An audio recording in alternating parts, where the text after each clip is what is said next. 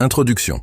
59 days after the crash, with supplies dwindling and hope fading, 3 survivors made an impossible decision. They would attempt to cross the Andes Mountains on foot, without maps, proper clothing, or mountaineering equipment, their only guide being the westward flowing rivers that might lead to Chile. What drove these young men to attempt what mountaineering experts would call a suicide mission? And how did their 10-day journey end with a message tied to a rock, thrown across a raging river to a Chilean horseman who couldn't hear their screams? This is the story beyond the headlines. 2. The Forgotten Community, Democracy on the Mountain. What happens when 33 crash? Survivors find themselves stranded on a mountaintop? While most people remember this tragedy for one controversial detail, there's a remarkable story hiding in plain sight. The creation of a society from scratch at 11,500 feet above sea level. When you think about the 1972 Andes plane crash, your mind probably jumps straight to the survivors' most desperate decision. But that's not the whole story, not even close. What the media rarely covers is how these ordinary rugby players and their friends established a functioning democracy that ultimately saved most of their lives. In those first chaotic days after the crash, disaster threatened in more ways than one. The survivors weren't just battling the elements. They were facing internal challenges that could have torn them apart. Rugby team hierarchies and class divisions created dangerous fault lines. Who would lead? Who would follow? Who would get more resources? These questions could have easily led to a Lord of the Flies scenario with disastrous consequences. Instead, something remarkable happened. The survivors established a system where everyone had a voice. They organized daily meetings. Think of them as mountain town halls, where decisions were made collectively. Your position on the rugby field or your family's status back home, none of that mattered anymore. The harsh reality of the Andes was the great equalizer, and their survival depended on everyone contributing their unique skills. This wasn't just idealistic thinking, it was practical survival. Medical students became the group's doctors, treating frostbite and managing injuries. Those with technical knowledge worked tirelessly on the radio, hoping to establish contact with the outside world. Others with sewing skills transformed seat covers and luggage into essential gear to battle the sub-zero temperatures. Everyone had a purpose, and everyone's contribution mattered. Then came October 29th, a day that would reshape their entire social structure. A massive avalanche roared down the mountain, killing 8 people in an instant. This tragedy could have shattered their community. Instead, it forged deeper bonds between survivors who had previously kept their distance. People who barely knew each other before the crash now found themselves relying on one another completely. The boundaries between different social circles dissolved. Rugby teammates who rarely spoke now shared their deepest fears. Students and older passengers found common ground. This wasn't just emotional support, it was the foundation of their continued survival. By rebuilding their social structure after this devastating loss, they created a more resilient community. Perhaps the most powerful example of their democratic principles came when facing their most difficult decision. As food supplies vanished and rescue seemed increasingly unlikely, they had to consider the unthinkable. But even here, they maintained their commitment to consensus.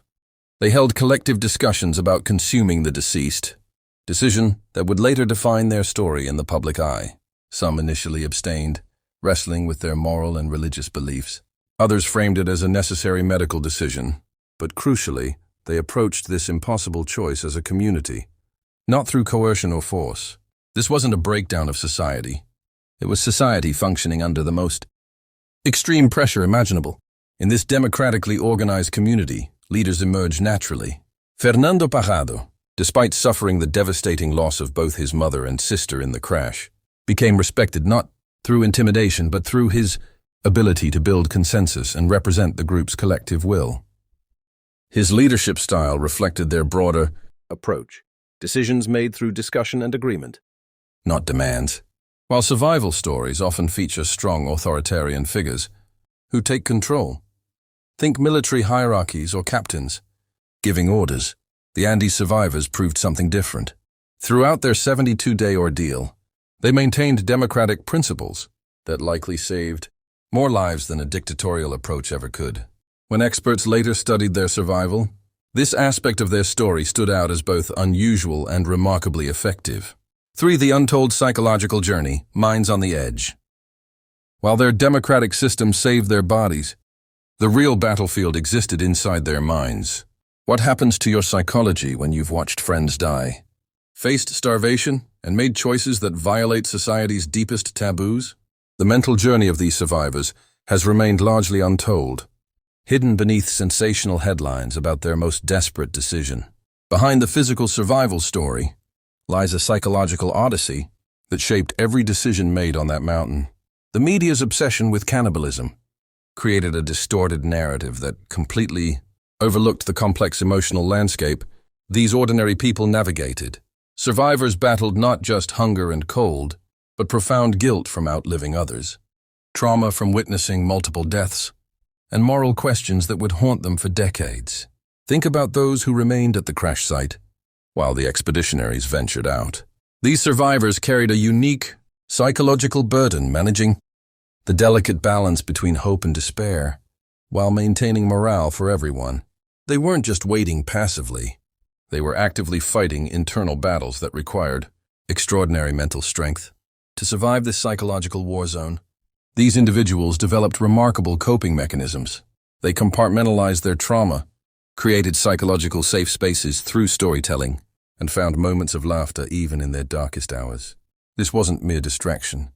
It was sophisticated psychological self-preservation at work. Some survivors experienced what psychologists now recognize as dissociative states, vivid dreams, spiritual visions, and altered consciousness that served as escape hatches from unbearable reality.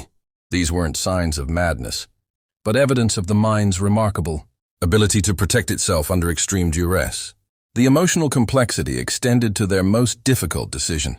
Rather than the impulsive animalistic act portrayed in media, their choice to consume human flesh followed days of theological discussion. Medical students, Canessa and Zabino carefully framed it as a medical necessity rather than a moral failure. Even decades later, interviews reveal some felt profound guilt, while others viewed it as a sacred agreement with their deceased friends. 4. Conclusion. Beyond the headlines and Hollywood portrayals, what truly defines the Andes survival story isn't the desperate measures taken, but the triumph of humanity itself. Roberto Canessa, one of the survivors, put it perfectly. We were not just surviving. We were living, and we were doing it together.